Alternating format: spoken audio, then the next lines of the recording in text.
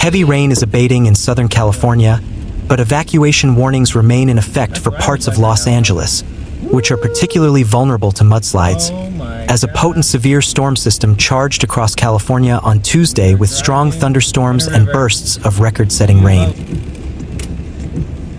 This area includes Pacific Palisades, which was devastated by January's wildfire disaster.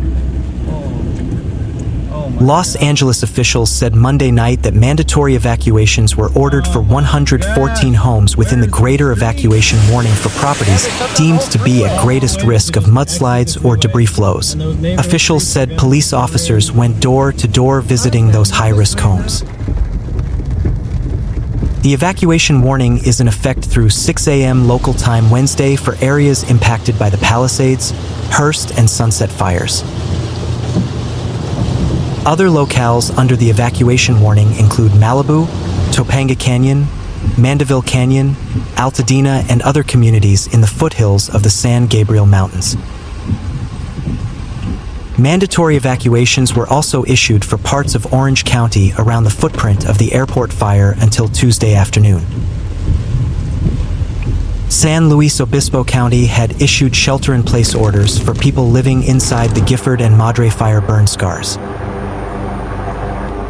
According to the National Weather Service, ash from wildfires creates burn scars, a water-repellent coating that prevents the ground from absorbing water and causes the area to be predisposed to flash flooding and debris flows. The San Gabriel Mountains reported some rainfall totals of over 5 inches, but most areas around the greater Los Angeles area received between 3 and 5 inches of rain.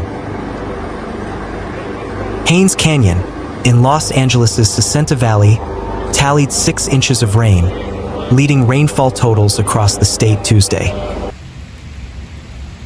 Burbank recorded 2.37 inches of rain Tuesday, becoming the rainiest October day in the city's history. Late Tuesday morning, the roof of a movie studio in Burbank collapsed from heavy rain, according to Fox 11 Los Angeles. Wind gusts even reached hurricane force in Los Angeles County, where Acton recorded a gust of 73 miles per hour. The Pacific Coast Highway in Huntington Beach was closed in the southbound direction due to flooding on Tuesday afternoon, Caltrans reported. Heavy rain also pelted Malibu during the morning rush.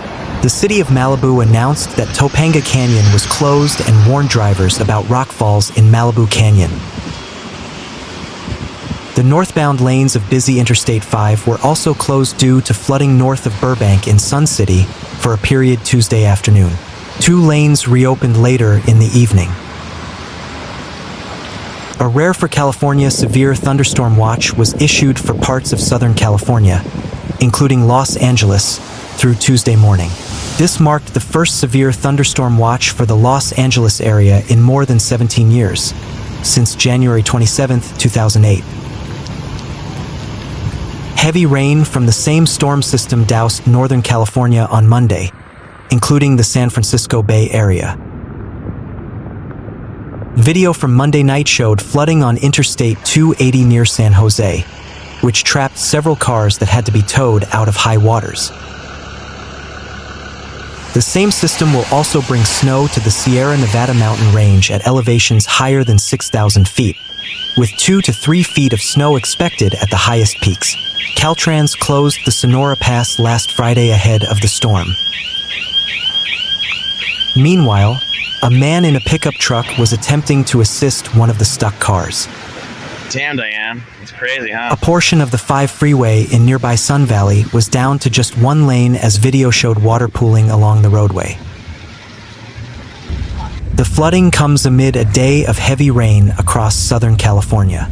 The storm is expected to bring 2 to 4 inches of rain to parts of the region and prompted the National Weather Service to issue a severe thunderstorm warning for parts of Los Angeles, including North Hollywood.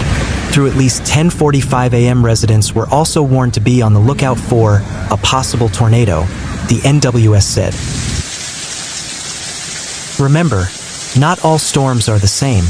KTLA meteorologist Henry DiCarlo said, "Some have different elements embedded with them that could at least deliver a little rotation, which would then result in either a downburst or perhaps a tornado. Not saying that's going to happen, but the dynamics are there that could be one of the outliers." Clear skies with cooler temperatures are expected on Wednesday before warmer temperatures arrive for the weekend. The rain was coming down too fast at times for some South Bay roads to handle on Monday. Firefighters and tow trucks were pulling vehicles out of flooded roads in several parts of the city. Multiple cars got stuck on the 880 on-ramp from Airport Boulevard Monday night, many of them Ubers and Lyfts leaving the airport.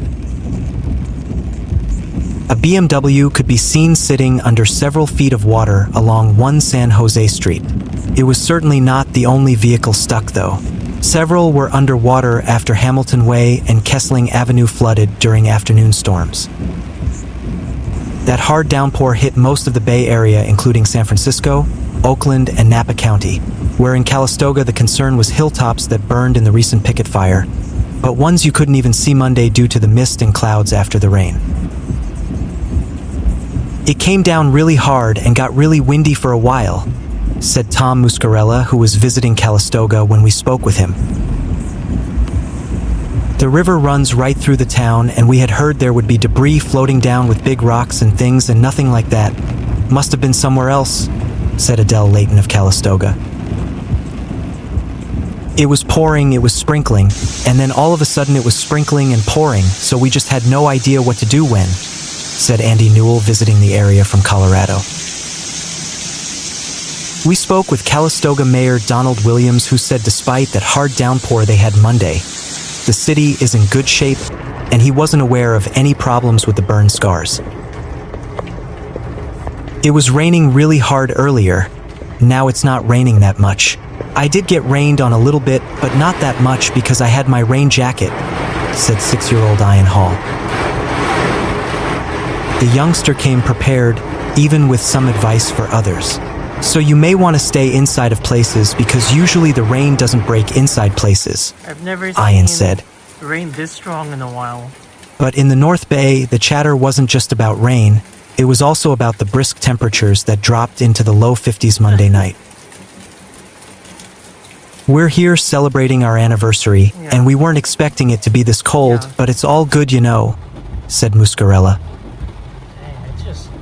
Not even the weather could mess with those two celebrating 41 years together. But certainly a different feel there in Calistoga compared to the crews pulling cars out of the water in the South Bay. San Francisco had its first big rain of the season Monday, leaving residents surprised about just how much came down in a short amount of time. The rain caused flooding in several parts of the city, including down 18th Street and 17th and Folsom Streets. Picasso Samuel lives in the area and said he's used to his neighborhood being prone to flooding during heavy rains. He also takes it upon himself to clear his drains every time the skies pour. It was a different kind of water-soaked late night at Greylark Technologies in the Silver Terrace neighborhood. The founder said they were in the middle of a meeting upstairs earlier in the evening. Someone went down and was like, "Guys, they're splashing. There's water downstairs, so we had like an inch or 2 inches of water on the first floor," said Daniel Heinen. Luckily, he said nobody was hurt and the damaged items can be replaced. "It turned out the water overwhelmed the drainage," he said. Many drains on city streets were overtaken, keeping public works crews busy. This is my street. Mayor Daniel Lurie posted a video praising those workers, but also asking for help. "Sometimes all of us pitching in can make a huge difference," he said in the video. "You can adopt a drain.